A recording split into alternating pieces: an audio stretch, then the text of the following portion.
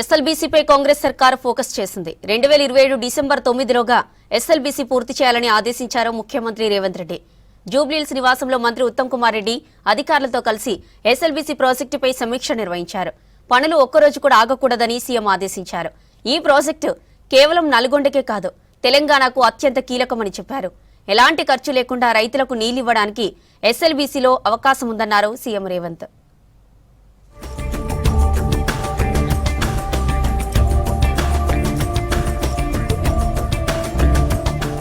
SLBC పనులను వెంటనే పునఃప్రారంభించాలని అధికారులను ఆదేశించారు సీఎం రేవంత్ రెడ్డి. ఇక నుంచి పనులు ఒక్కరోజు కూడా ఆలస్యం కావద్దని స్పష్టం చేశారు. 2027 డిసెంబర్ 9న రాష్ట్ర ప్రజలకు ప్రాజెక్టును అంకితం ఇచ్చేలా పనులు పూర్తి చేయాలని సూచించారు. గడువులోగా పనులు పూర్తి చేసేందుకు ప్రతి 3 నెలలకోసారి ప్లానింగ్ ను సిద్ధం చేసుకోవాలన్నారు.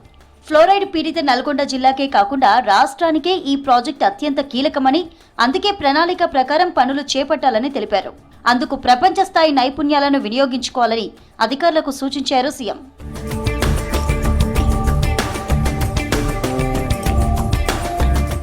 గతంలో జరిగిన తప్పులు, లోటుపాట్లు రిపీట్ కాకుండా అత్యంత పకడ్బందీగా, అత్యంత భద్రంగా రక్షణ చర్యలు చేపట్టి ముందుకు సాగాలని చెప్పారు. అనుభవం ఉన్న ఆర్మీ అధికారుల సేవలను వినియోగించుకోవాలని నిర్ణయించారు. సర్వేతో పాటు పనులు పూర్తయ్యేంత వరకు ఆయా రంగాల్లో నిష్ణాతులైన అన్ని ఏజెన్సీల సలహాలు, సూచనలతో వారి భాగస్వామ్యంతో యుద్ధ ప్రాతిపదికన పనులు కొనసాగించాలని ఆదేశించారు. జూబ్లీహిల్స్ లోని నివాసంలో ఇరిగేషన్ మినిస్టర్ ఉత్తమ్ కుమార్ రెడ్డితో కలిసి అధికారులతో ఉన్నత స్థాయి సమీక్షా సమావేశం నిర్వహించారు సీఎం.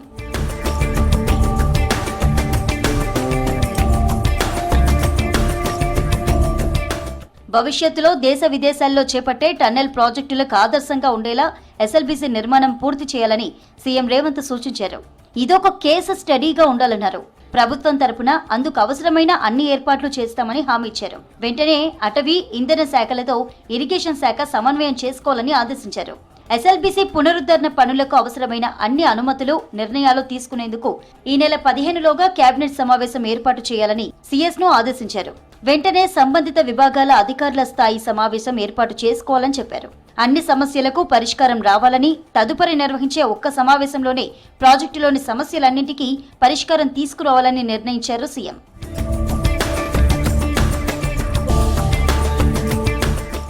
అటవీశాఖ అనుమతులపైన ప్రత్యేక దృష్టి పెట్టాలని, ఎస్ఎల్బీసీ పనులను నిరంతరాయంగా విద్యుత్ సరఫరా జరగాలని, ఎస్ఎల్బీసీ పనులకు నిరంతరాయంగా విద్యుత్ సరఫరా జరగాలని ఆదేశాలిచ్చారు.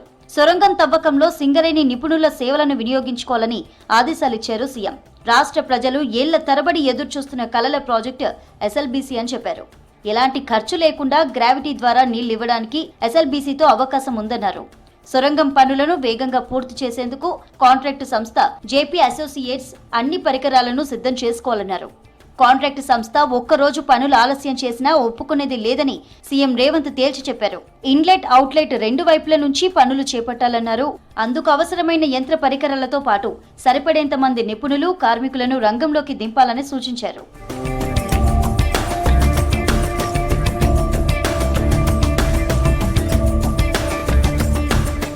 ఎస్ఎల్బీసీ పనులకు గ్రీన్ ఛానెల్లో నిధులివ్వడానికి ప్రభుత్వం సిద్ధంగా ఉందని చెప్పారు సీఎం రేవంత్.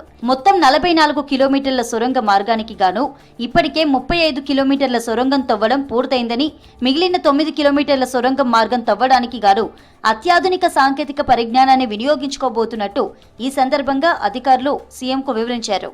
ప్రతి నెల క్రమం తప్పకుండా బిల్లులు చెల్లించాలని జేపీ సంస్థ సీఎం దృష్టికి తీసుకువెళ్లినట్టు తెలిసింది.